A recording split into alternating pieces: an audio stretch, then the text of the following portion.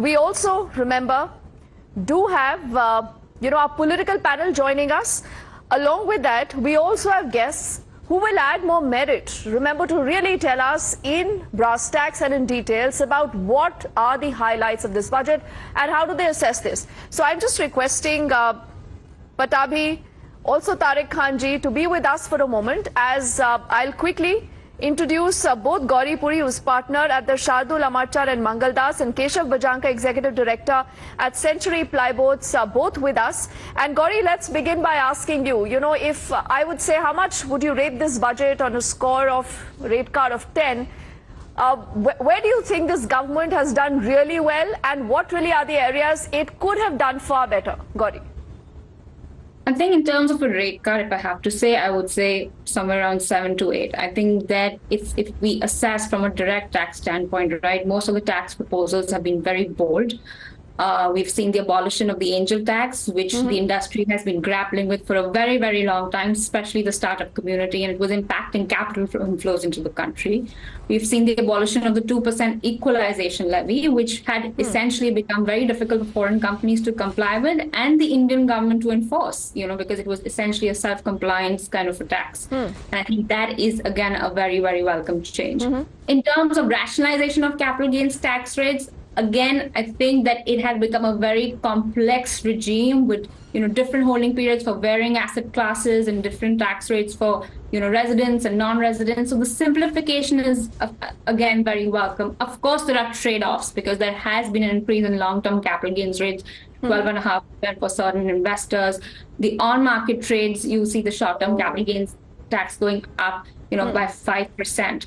But at the same time, we see a reduction in the limitation period, that was applicable for reassessments, coming down from 11 years down to, again, 5 to 6 years, which is a great change because it offers tax certainty. So I would say that this is a good budget because the government has kept its ear on the ground as far as industry's demands were concerned on direct tax front.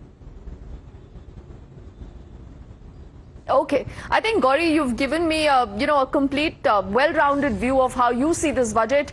Keshav, what about you? And what's the number that you possibly would be willing to give at, to this budget out of 10? And what really are the areas that the government has left untouched? Why is everyone not happy with this budget? I think I would give the budget an 8 on 10. We must give credit where credit is due, and I think that overall the focus on long term and short term both has been there. In terms of long term, they have continued with the thrust on infrastructure, 11 lakh crores plus dedicated towards infrastructure. That is likely to lead to a far more robust economy going forward. And in the short term, employment was becoming a big hindrance. So I think they have definitely taken steps to improve the employment generation possibilities in the country. But having said that, for the real estate sector, other than the Pradhan Mantri Awas Yojana, 3 crore new houses that have been announced, there haven't been too many things that are going to really push the momentum in the short term. As such, I would say that is an area where perhaps the government missed a trick. Okay. I just hope, Keshav, the FM is still listening to a lot of this feedback, because it's really important to understand where possibly we could have done far better. And with your permission, I quickly want to, take this to a panel of political guests also. And thank you for their patience to Patabhi and also to Mohammad Tariq Khan, who represents the SP. And Tariq, I'll come to you quickly. Rahul Gandhi says, ye to kursi bachao budget hai. Now, is the opposition right now criticizing the budget for the sake of it, or is there any merit even in that argument? Because both the allies, whether it is the TDP or whether it is the JDU, say that this was long overdue. So why do you say this is a kursi bachao budget? No, when we talk about budget, there is a lot to talk about taxes, and that is direct and indirect. So you talk about direct taxes, all right.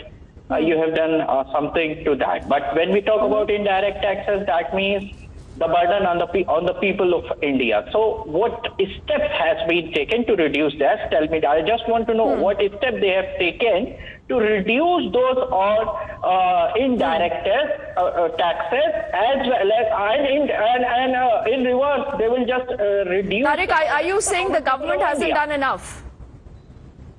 Let me complete another point. Another point. Food inflation is soaring near about 9%.